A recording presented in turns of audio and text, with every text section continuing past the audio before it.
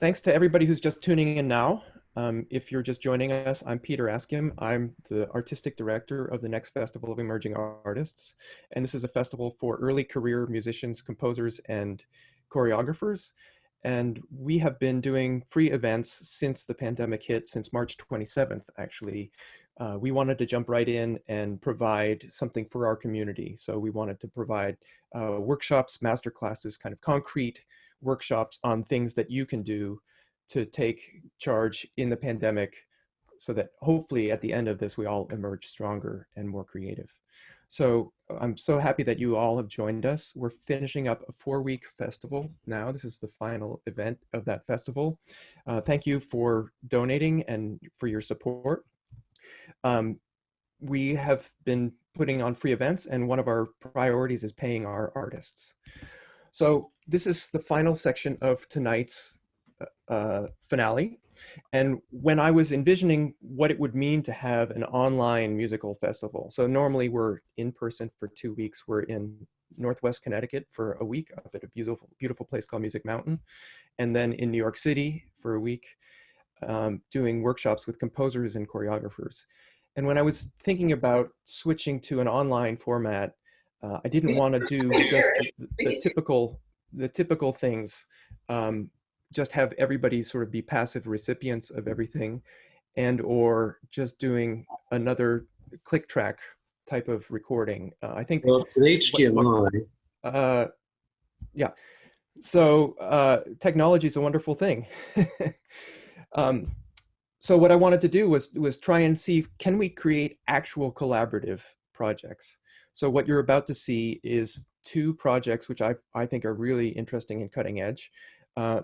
You'll see just in a few minutes a project that Esama Ray and composer Derek Burmel have put together, kind of virtualizing our composer choreography workshop with wonderful dancers, wonderful composers, and musicians from the festival. Uh, Incredible things that they've pulled together, of course, obviously all at a distance. And right now I wanted to introduce Lisa Bielawa, who is an amazing composer, old friend. We did some of her music a few years ago, a beautiful piece that she's written called The Trojan Women. We played at the next Festival of Emerging Artists.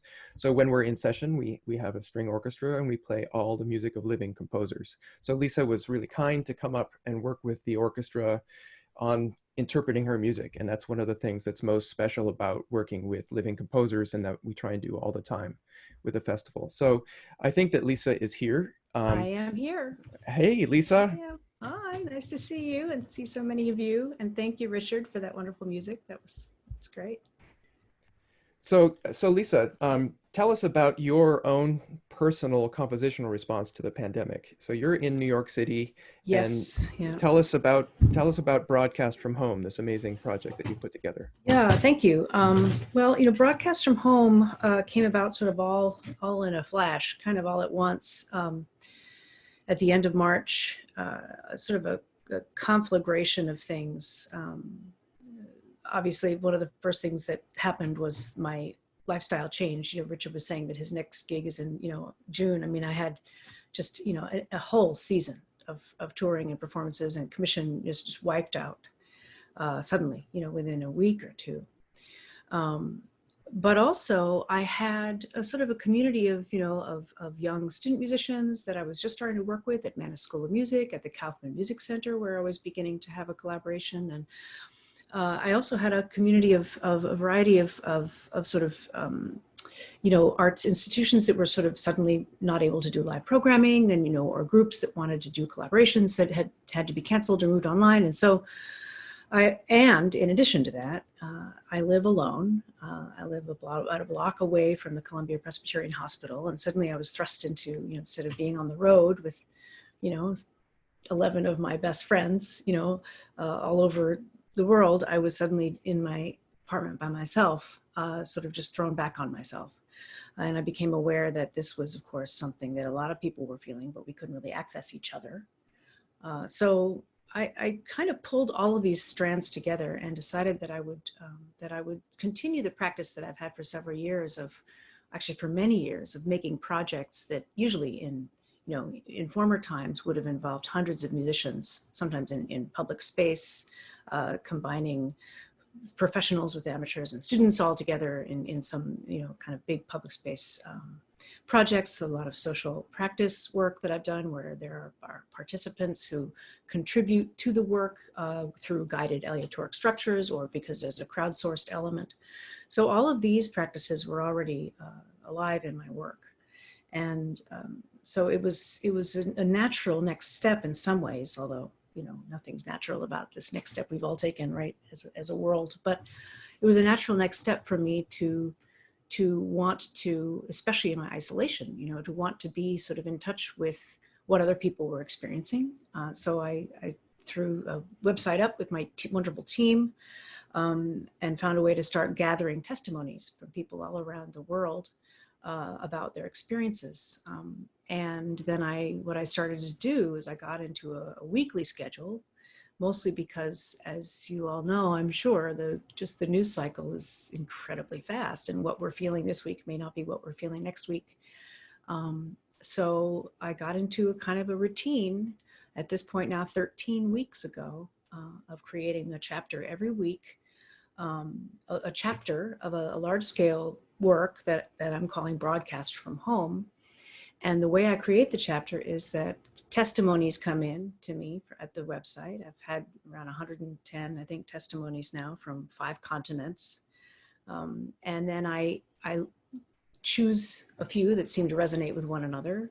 I write melodies very quickly. Every step of this takes a day. I choose the testimonies I'm going to use because of their emotional similarity or some kind of way that they resonate with each other. I write melodic information. I start to come up with compositional information. These are all little sound units, tiny little melodylets, tiny things that are plastic that I can use in different ways. I record those with my friend Greg Kernhagen, who's a baritone, who can sing the men's parts. We put those up online so that people who don't read music can also learn how to sing these. And then people can upload themselves singing these phrases and get dumped into my inbox. And then I work with musicians. And this week, of course, I worked with the musicians that Peter, you have at the next festival. So that was an incredible pleasure, but it's been a broad variety of musicians from different places, parts of our field. And I write, again, small little pieces of material. These are not parts in, as you were saying, click track. This isn't something that musicians need to play along to something that's there or try to fit in with each other. I just give them sort of sound objects or actually increasingly lately, I give them sort of guided kind of prompts that involve certain pitch material and gestures. And I want them to sort of create stuff because musicians are hurting too, and I want them to be able to just kind of play their soul out. And then I hear it all, and I get to hear what people's stories are from around the world. I get to hear people's voices. I get to hear the sound of bodies on instruments, and I bring that all together. And every week I put it together, composing in Pro Tools, which is something that I've never done before, ever. I'm so much better at it now than I was 2 months ago. I can't even tell you. So I'd say maybe 60% of the composition process happens after I get all the recordings back. And so then I dump it all in there, and I have a couple of very, very long days and crank it out. And so this is week 13, and I finished it yesterday. The testimonies come from two people, actually, at least one of whom is actually on this chat. Hi, Leandra. And these are testimonies from people in the United States. So the emotional tenor of what you're about to hear is definitely an American emotional state, a shared state that we are experiencing now. Many people in America feel the way you're about to hear. But the vocal submissions actually came from 4 different countries. This week I've got people singing, and there's a guy sent me electric guitar clips instead of, he played the vocal lines on electric guitar instead of singing the words, which I don't know, everything that comes in I use. Somebody from Portugal, somebody from Berlin. So that's what you're about to hear. These are a lot of different, just from all over the place, and it's a hodgepodge, and it comes in, and then I create this, and the trick is to The trick is to create materials that give me enough control, but actually not too much control, so that I can, in the time that I have, which is a very, very short amount of time, that I can turn it around and create something that's compelling, that has freedom of performance in it, so that you can really hear musicians playing rather than trying to fit into their laptops like we're all trying to do so much of the time these days. And, and something that can really, so that can really speak to our times every week after week. So this week is called Where Is Everybody? And the texts, as you'll hear, are, basically people are alarmed, the numbers are going up. Where are our leaders? How did this happen?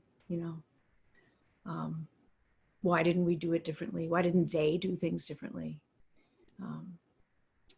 The first line is, I dream about being near people and I wake up terrified, which I think is such a poignant line. So that gives you, I don't know, anything else you want me to say, Peter, to our No, fans here? I think that's great. And one of the things that or a lot of the things that I appreciate about this project for you is that it's very community centered. You're crowdsourcing the text, you're crowdsourcing the recordings. Yes. And like you say, it's almost it's a kind of barometer of how we are feeling week Yes. by week. Yeah. And it was just really fantastic for the musicians to be able to be part of this week. They were terrific. Thank you to all of you who were on here. You guys were such great collaborators. You dove right in. It's just amazing. Great. Really. So let's share. This is episode 13 of Lisa Bielawa's broadcast from home.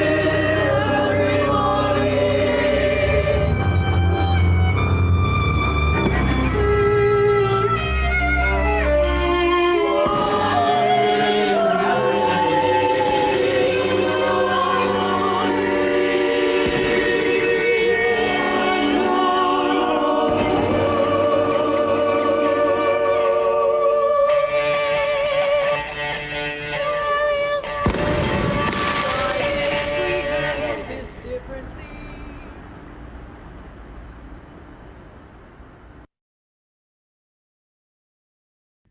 Wow. So it's so raw, and Yeah, it's pretty raw. yeah, yeah, That and was fireworks outside my apartment. That was just 2 nights ago. It was interrupting my work, so I just opened the window and stuck the microphone out the window. yeah, Yeah. yeah. And again, the musicians that you just heard are members of the next Festival of Emerging Artists. We just put the credits up in the chat, and many of them are on the call today. So Yeah, see you guys. let's give them a round of Yeah, applause for that. thank you. Thank you so much. Great. And thanks, Lisa, for letting us be a part of this. Oh, yeah. And like you said, you really want the musicians to play, to really perform, to play their Yeah. hearts out, not to try and line up to some kind of random click. And I appreciate that, and I know that they Yeah. do too. No, So we all need that. Thank you, Peter. Thanks so much. You musicians, I see you showing up here. What a great week we had together, really. thank you, Lisa.